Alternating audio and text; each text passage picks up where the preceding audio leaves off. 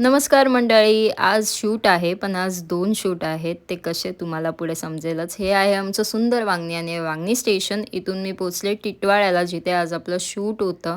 तिथे मला साक्षी पिक करायला आली आणि ही आहे आजची मेकअप आर्टिस्ट स्वप्नाताई.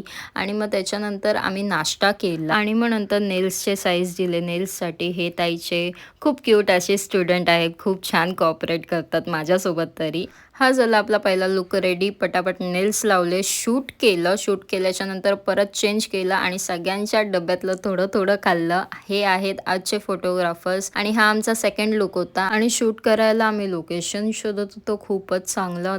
हे आहे टिटवाळ्याचं मंदिर, माहितीच असेल तुम्हाला.